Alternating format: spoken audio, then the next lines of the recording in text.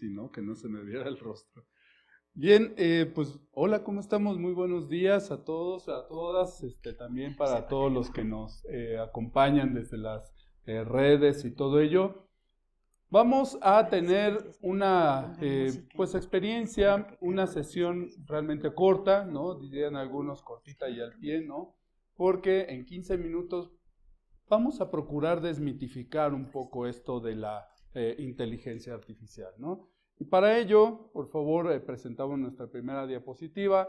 Vamos a pues hablar acerca de unos esquemas directos de la inteligencia artificial. La siguiente, por favor. Lo primero es, ¿qué es esto de la famosa inteligencia artificial? Bien, este término fue creado por el doctor John McCarthy en el año 1956, ¿sí? Y pues bueno, fue como una forma de bautizar a pues a una acción que llevan a cabo dispositivos, ¿no? Pero a mí me llama mucho la atención la definición que el mismo doctor McCarthy le dio a la inteligencia artificial y me voy a permitir leerla tal cual. Dice, la inteligencia artificial intenta convencer a una máquina, normalmente una computadora, para que se comporte de una manera que los humanos consideran inteligente. Y sin embargo, a mí me enseñaron mis maestros de primaria que jamás definas una palabra con la propia palabra, ¿no? Entonces, inteligencia artificial y dice inteligente. ¿Por qué define la inteligencia con la palabra inteligente? Bueno, pues porque en la ciencia todavía no hay una definición canónica de qué es inteligencia. Simplemente no existe una definición canónica, ¿sí? Entonces, ¿cómo le puedes llamar inteligencia a algo que no sabes qué es, ¿no? Que no tienes la menor idea. Implica tanto, o sea, hay gente que dices qué inteligente es, pero define por qué lo ves inteligente, por qué ves inteligente a la persona, ¿no? Y ese yo creo que es un gran problema. Para mí, este término fue algo más mercadológico que algo que realmente tuviera sentido. ¿Por qué? Porque yo la definiría más bien como razonadores artificiales, ¿sí? ¿Por qué? Porque es algo, todo lo artificial es no hecho de manera natural, es hecho por el humano y pues bueno, con eso se cumple perfectamente. Pero inteligencia implica no solamente el razonar, que es conectar ideas para llegar a un objetivo, eso sí está definido, sino implica sensaciones, criterio, sentimientos. Y eso no lo tiene ni Obama, bueno, no lo tiene la inteligencia artificial. No tiene absolutamente nada de sentimientos. Entonces, ¿cómo se puede involucrar algo de sentimiento en una definición o algo que se le llama, que se le ha puesto el nombre? Incluso de una manera más peyorativa yo lo llamaría loro estocástico, ¿no? O sea, que repite las cosas así de manera aleatoria, porque lo que hace la inteligencia artificial, y la doctora Olivia en un momento más nos va a ampliar estos términos, pues es interconectar a través de estadísticas, a través de correlaciones, cosas, y nos escupe un resultado, ¿sí? Pero ¿tú crees que la inteligencia artificial sabe lo que nos devolvió, lo que nos escupió de resultado? La verdad es que no tiene la menor idea. Los que le dan sentido a lo que nos regresó la inteligencia somos nosotros. Lo único que hizo la inteligencia fue ponerle nexos lógicos a lo que estructuró y nos lo devuelve. Pero fíjense, si ustedes a cualquiera de ChatGPT, Copilot, le ponen algo como esto, fíjense, analicen, ¿eh? Tengo 4 manzanas. La semana pasada me comí una. ¿Cuántas me quedan? Pues 4, ¿no? Porque tengo 4. La semana pasada me comí una, pues bueno, tenía 5 entonces, ¿no? Bueno, cualquier inteligencia artificial te va a decir te quedan 3. ¿Sí? Por eso hay que tener muchísimo cuidado con lo que devuelven. Estoy hablando solamente de este grupo que es el GPT, ¿no? Porque la inteligencia artificial es un universo enorme. El GPT es apenas una ramita de la inteligencia artificial. Entonces, lo primero que quiero decirles es que la famosa inteligencia artificial, que es más bien el razonador artificial, es otra forma de automatización.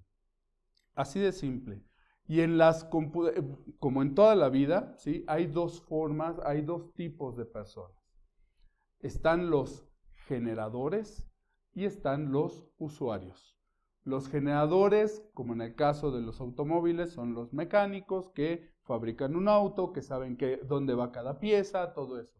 Los usuarios son los que se sientan ante un volante, ante las palancas, y que es una interfaz estándar. El éxito de un auto no es el mecánico, sino que la interfaz es fácil de usar. Y cuando se genera una interfaz fácil de usar es cuando tiene una explosión de popularidad. La inteligencia artificial, como ya se vio, existe desde incluso antes de 1956, incluso mucho antes, ¿sí? Pero ahí fue en Dartmouth, en el colegio de Dartmouth, donde se acuñó el término. Bueno, y sin embargo, cuando se hablaba de inteligencia artificial era de cosa de brujería, ¿no? En aquel tiempo habría sido muy fácil que nos cazaran por brujos y todo este tipo de detalles, pero inteligencia artificial ha habido, de hecho después de la conferencia del colegio de Dartmouth, se hicieron un montón de algoritmos, ¿sí? ¿Qué es un algoritmo? Algoritmo es algo que define un proceso finito, así de simple, ¿sí? Es decir, desde un principio hasta un fin. ¿Y cuáles son los pasos? Que se defina un algoritmo no quiere decir que se pueda automatizar, porque depende de muchos factores que ya se pueda automatizar. Y algoritmos de inteligencia artificial existen desde entonces, desde los 50 para acá, pero no se habían podido ejecutar porque las computadoras no tenían ni la capacidad de almacenamiento, que era lo más importante, ni la potencia de procesamiento, ni la capacidad de memoria, ni nada por el estilo. Entonces, ha sido hasta ahora que ya existen todo esto y que hubo una empresa que le puso una interfaz fácil, que fue ChatGPT, que esto tuvo popularidad. Por eso algunos dicen, inteligencia artificial ya. Intel, por ejemplo, tiene un centro de excelencia de inteligencia artificial desde el año 2009. Por lo tanto, desde entonces en Intel ya estamos trabajando en esto de inteligencia artificial y gran parte de la tecnología que está integrada dentro de la tecnología de Intel ya incluye no solamente, bueno, la inteligencia artificial es código, ¿sí? Básicamente es código y se vale del hardware para acelerarse. Por eso es importante que tu computadora integre capacidades de inteligencia artificial para que el código se pueda acelerar y pueda uno obtener resultados computables, ¿sí? Entonces, bueno, la siguiente. ¿Qué tan ética es la inteligencia artificial? Bueno, yo creo que con la anterior ya les di una respuesta. Vamos a imaginarnos algo que sea más cotidiano. ¿Qué tan ético es un auto? ¿Qué tan ético es un cuchillo? ¿Sí? Porque tú puedes afilar un cuchillo para cortar mejor un tomate o para enterrárselo mejor. ¿Lo ético es el cuchillo? No, es la persona, ¿sí? De hecho, hace un momento comentábamos la doctora Olivia y yo, aquí entra un principio que se conoce como GIGO, ¿sí? Garbage in, garbage out. Basura entra, basura sale. Si tú integras una cuestión antiética a la inteligencia artificial, lo único que va a hacer la inteligencia artificial es potenciar esa respuesta, ¿sí? Es decir, darte una respuesta antiética. La ética de la inteligencia artificial depende de ti. Depende de ti. No le eches la culpa al autómata. El autómata es un estúpido rápido, básicamente, ¿sí? Entonces, tú vas a poder guiar al autómata y de alguna forma va a ser un espejo para ti porque la forma en que tú le comentes, le preguntes, va a reflejar lo que tú quieres que te devuelva de resultado. Entonces, por eso es muy importante aquellas carreras que se han estado inventando de ingeniería del prompt, que no es ingeniería, ¿no? Como ciencia de datos, que tampoco es ciencia, ¿no? Y todo ese tipo de detalles. Es muy importante tener eso, y el plagio y todo eso, hay que tenerlo muy en cuenta. Hay que pedirle a la inteligencia artificial que te dé las fuentes de información, si estás acostumbrado en formato APA, ¿sí? Dile, hazle la pregunta que tú quieras y ponme las referencias en formato APA.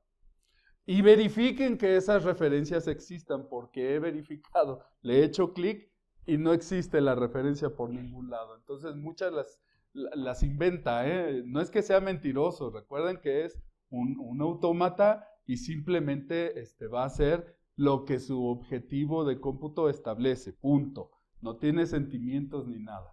La siguiente, por favor. La siguiente. Y en esto de la suplantación también es importante. No se puede hablar de inteligencia artificial sin hablar de seguridad, ¿eh? Es importante eso. Así como la inteligencia artificial puede servir para bien, también puede servir para otro tipo de propósitos. Entonces, no hablar de inteligencia artificial sin hablar de seguridad. Finalmente, bueno, hay otros dos esquemas. ¿Alcanzará la inteligencia artificial el pensamiento humano, el potencial humano? Les voy a dar unos datos que creo que van a ser bastante interesantes para ustedes. Miren, así como están sentaditos, están consumiendo 100 watts. 200 watts cuando mucho. ¿Alguna vez se lo habían preguntado? Bueno, tu cerebro ocupa más o menos el 2% del volumen total de tu cuerpo, pero consume alrededor del 20% de tu energía. Lo cual significa que nuestro cerebro está consumiendo entre 20 y 40 watts. 20 y 40 watts para hacer toda la maravilla que tú haces. ¿Sí? Todo lo maravilloso, todo lo que nos acaba de presentar la doctora. ¿Sí? Toda esa maravilla con 40 watts.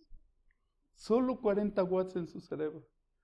¿Cuál es la supercomputadora más potente? Es más, otro dato para ponerlo también. De acuerdo con algunos científicos, el cerebro tiene una potencia más o menos de 1 exaflop.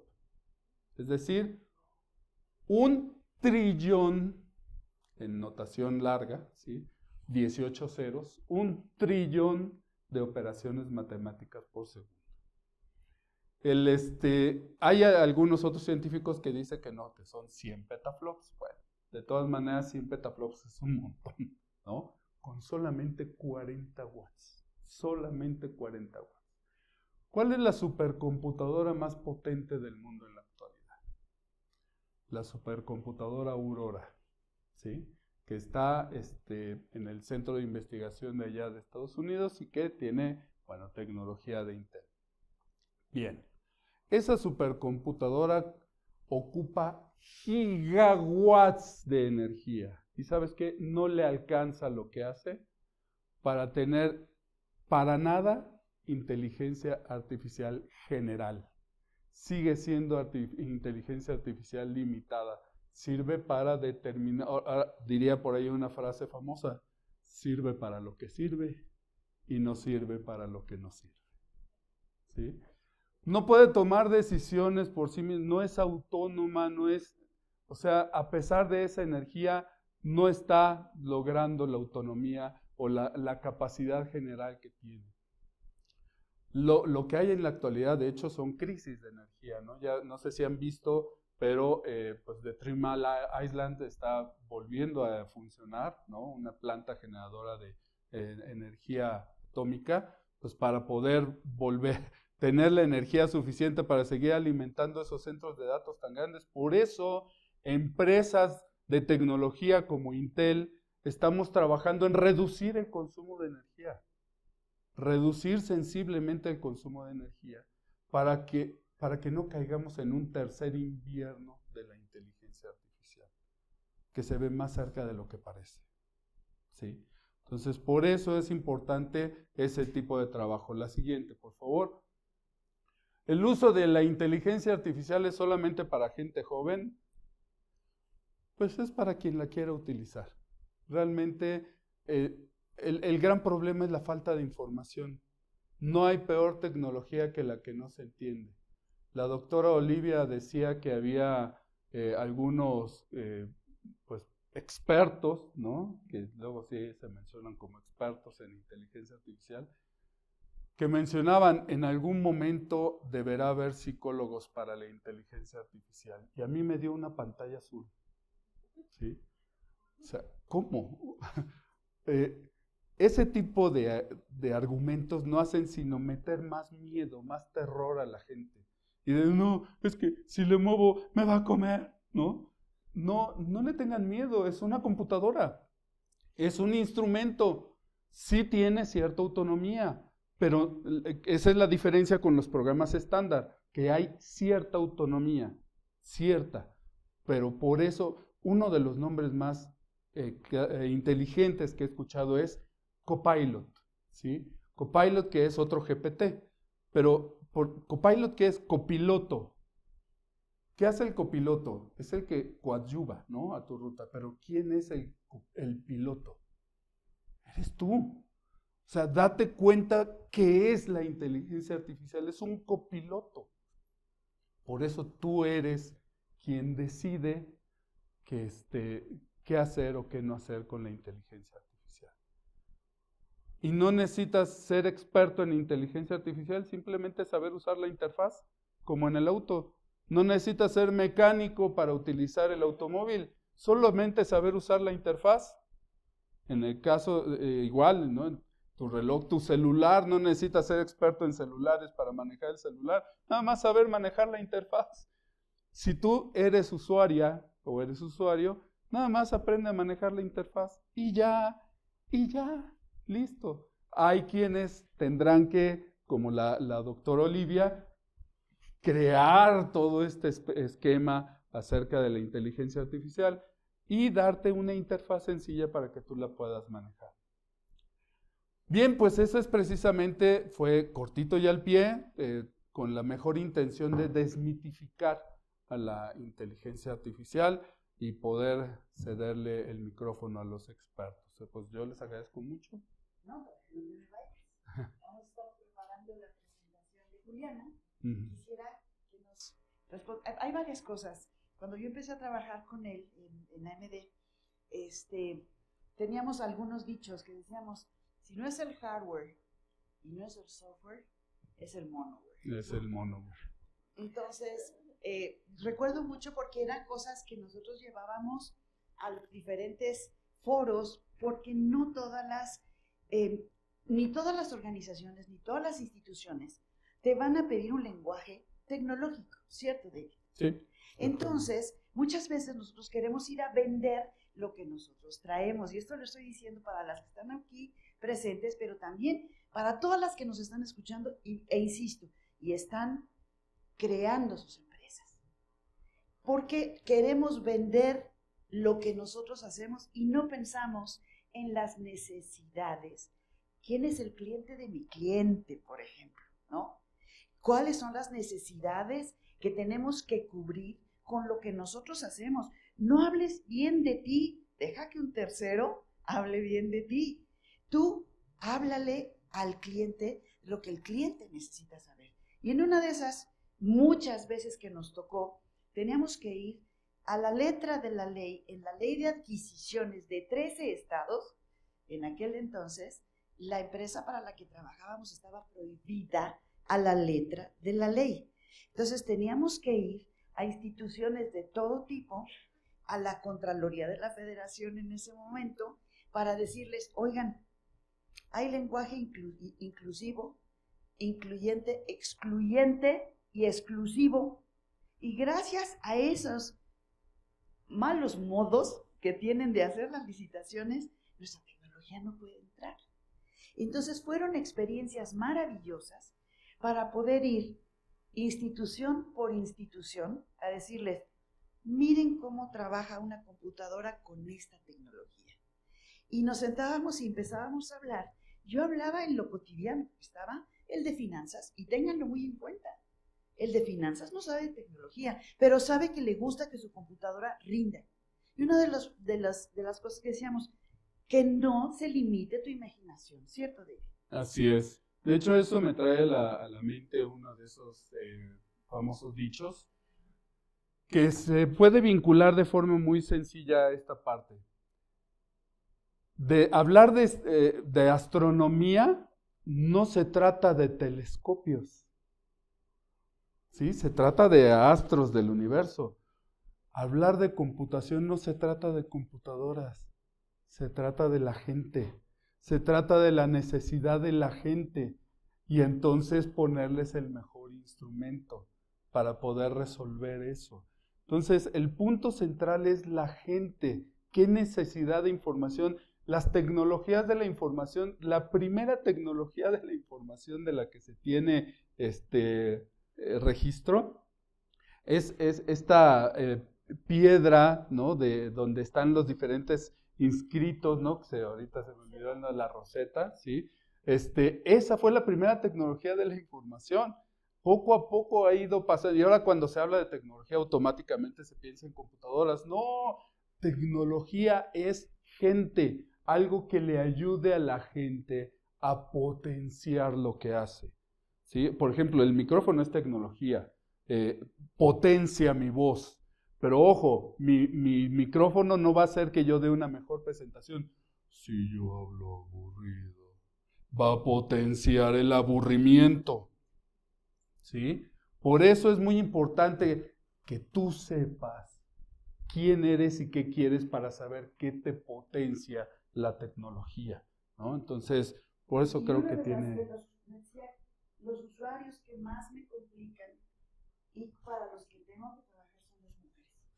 Porque las mujeres son multitask, de las que más aprendí. Multitodo, porque quieren abrir 29 PDFs, 18,000 hojas de Excel, y al mismo tiempo están atendiendo a sus hijos por el Messenger, y a la vez están contestando correos, y a la vez están viendo un video que tienen que calificar, y entonces... 40,000 pestañas en el navegador. Y además que todas funcionen, y que todas funcionen rapidito y de buen modo, ¿no? Las mujeres no quieren máquinas más rápidas, quieren más monitores, de hecho. Sí, eso. Entonces, esto a mí me motivaba muchísimo porque muchas mujeres empezamos a trabajar en la tecnología y empezamos a ser comprendidas como usuarias. Y gracias a esa comprensión como usuarias se beneficiaron los señores. Muchas gracias, David. Gracias. Empezamos con una presentación de Juliana. Gracias, David. Un aplauso, por favor.